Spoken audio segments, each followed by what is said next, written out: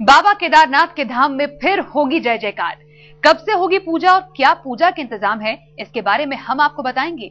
लेकिन उससे पहले आपको दिखाते हैं अमरनाथ में बाबा बर्फानी की ताजा तस्वीरें। लेकिन भक्तों के लिए चिंता की बात यह है क्योंकि शिवलिंग का आकार लगातार घटता जा रहा है। 14 जून को बाबा का आकार जहां 9 फीट था, वहीं आज बाबा बर्फानी का आकार महज 5 फीट हो गया है।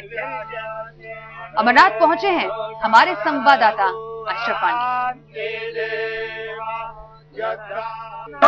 अमरनाथ यात्रा में हर रोज 15 से 20 हजार श्रद्धालु अमरनाथ गुफा तक पहुंचते हैं। कभी ये तादाद बढ़ जाती है, लेकिन जिस अंदाज से अब की बात अमरनाथ श्राइन बोर्ड और प्रशासन ने रजिस्ट्रेशन को अनिवार्य कर दिया है, उस बीच ये भीड़ किसी हद तक काबू में रहेगी। लेकिन मौसम सबसे बड़ी रुकावट हो सकती है। आज सुबह हमने देखा मौसम बदला और कभी भी बदल सकता है। उस बीच अगर मौसम खराब होता है तो यात्रा को फिर उस वक्त रोक दिया जाएगा। कैमरामैन रूफ अहमद के साथ अशरफ वानी, अमरनाथ गुफा, आज तक। केदारनाथ मंदिर में फिर होगी महादेव की जय जयकार। केदारनाथ में कुदरत के कोहराम के बाद फिर गूंजेगा आस्था का शंख। पुजारी तैयार हैं, मंदिर समिति की तैयारियां भी पूरी हो चुकी है। इंतजार अब बस चंद घंटों का है। सैलाब से टकराकर, महाविनाश को भुलाकर केदारनाथ मंदिर में फिर होगी पूजा। आने वाले शनिवार को केदारनाथ मंदिर में साफ सफाई होगी और फिर भगवान शिव की आराधना की जाएगी।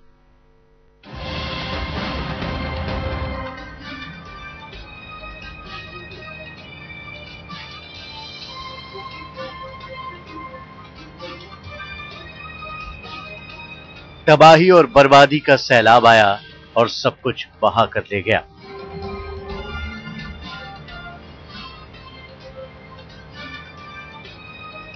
कुदरत के इस काल ने केदार धाम की तस्वीर ही बदल दी।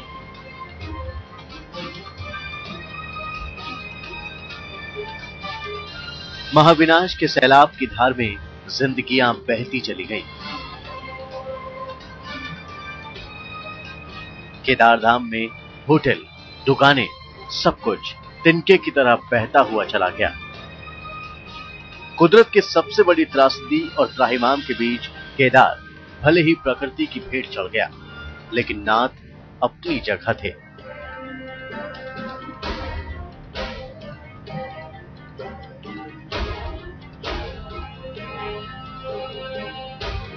सुरक्षित, महफूज, आस्था की चार दीवारी में मानो मंदिर की शिलाओं ने सैलाब को चुनौती दे डाली, क्योंकि यहाँ भगवान विराजते हैं।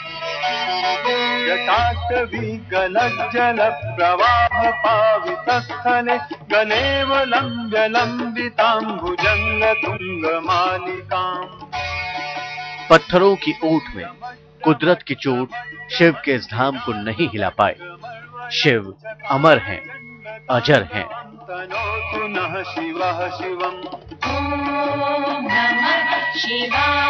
सदियों के कंधे पर चढ़कर सदियां आस्था के इस दर पर शीश झुकाती चली आई हैं। भक्ति की थाप पर भोले भंडारी की चौखट हमेशा आबाद रही है। भगवान शिव के 12 ज्योतिर्लिंगों में से एक केदारनाथ में आस्था की गूंज सदियों से सुनाई पड़ती रही है और यही गूंज फिर से और जल्दी ही सुनाई देगी। महाविनाश के निशानों को गुजरा हुआ कल बना देगी। केदारनाथ में फिर शुरू हो रही है पूजा। जल्दी ही गूंजेगा भोले भंडारी का शंख। शनिवार से पहुंच रही है पुजारियों की टीम। साफ सफाई के बाद लगेगा भोले का जयकारा।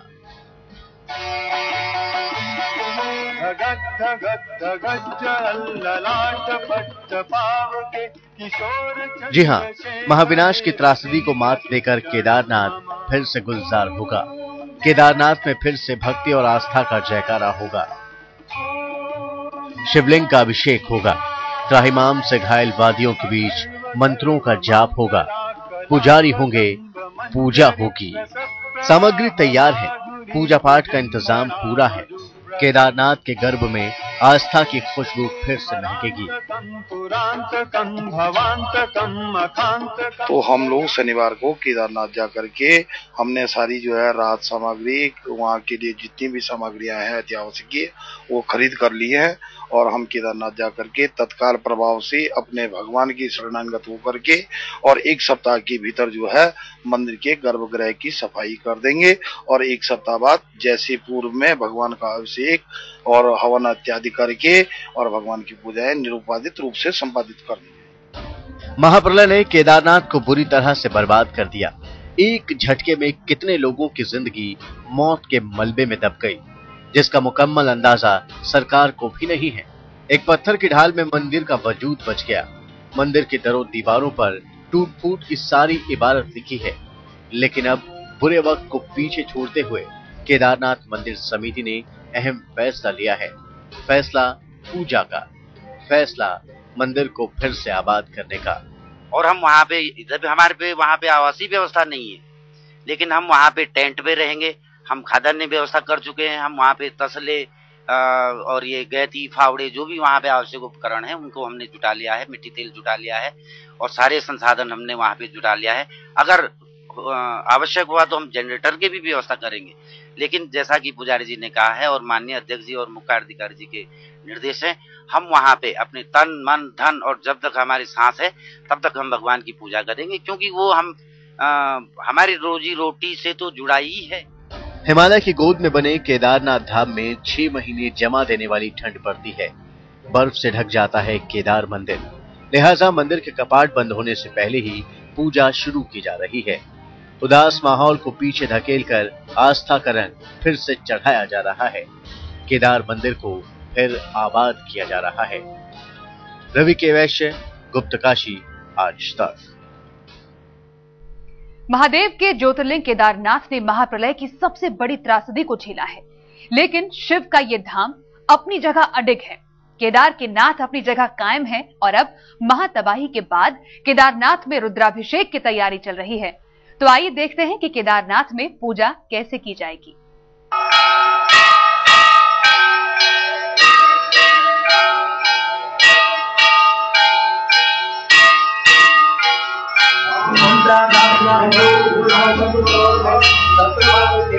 केदार घाटी में भगवान शिव की ये आराधना दुनिया भर के श्रद्धालुओं को बरबस ही खींच ले आती है। भगवान भोले के धाम में भक्तों का तांता सदियों से यूं ही उमड़ता है।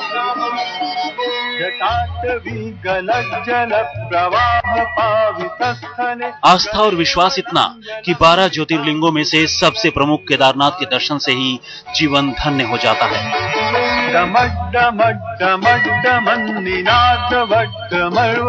चकार चंड तांडवम तनोतु नः शिवः शिवम्। यह आस्था भी सदियों पुरानी है, जिसे हर कुदरती आफत और मजबूत करता है केदारनाथ का ये 1200 साल पुराना मंदिर।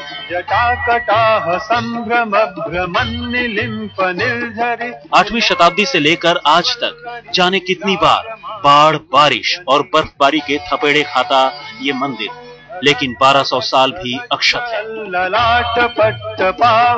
अपने शिलाओं के साथ भीषण बर्बादी में भी बिल्कुल साबुत।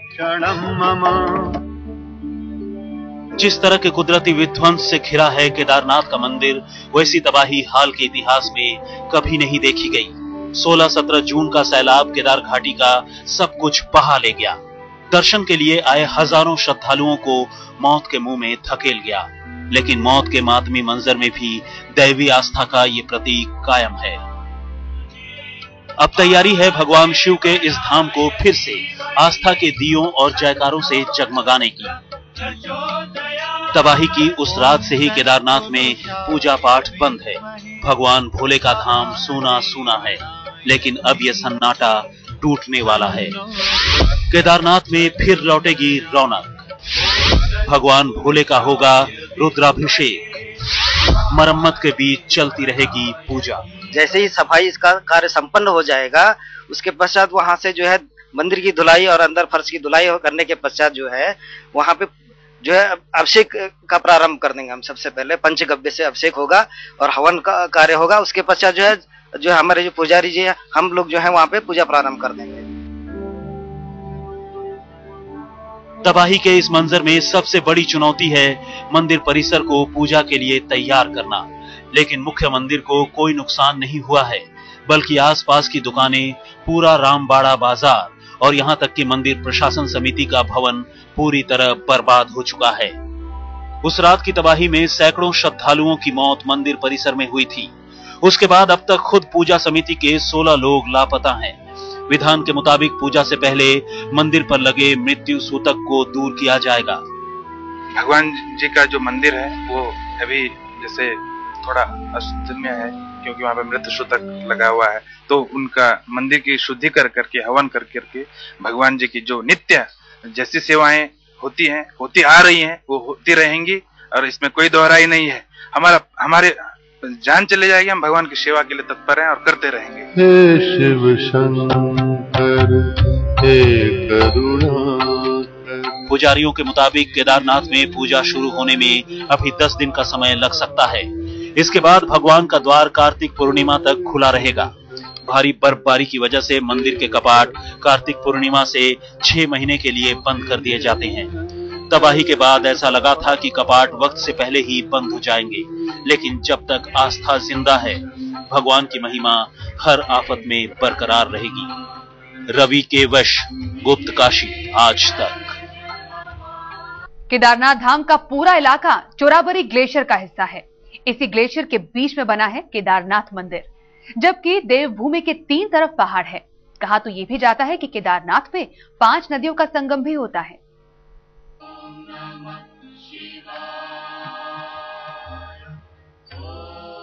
भगवान शिव का ये पावन धाम 3562 मीटर की ऊंचाई पर स्थित है। मंदिर 3 तरफ से ऊंचे पहाड़ों से घिरा है। एक तरफ करीब 22,000 फीट ऊंचा केदार, दूसरी तरफ है 21,600 फीट ऊंचा खर्चकुंड, तीसरी तरफ है 22,700 फीट ऊंचा भरतकुंड। बर्फ के इन तीनों पहाड़ों के ठीक बीच में विराजमान है महादेव। एक तरफ पर्वत तो दूसरी तरफ 5 नदियों का संगम केदार धाम में माना जाता है। वो 5 नदियां हैं मंदाकिनी, मधुगंगा, शीरगंगा, सरस्वती और स्वर्णद्वरी। वैसे इसमें से कई नदियों को काल्पनिक माना जाता है, लेकिन इस पूरे इलाके में मंदाकिनी का राज है।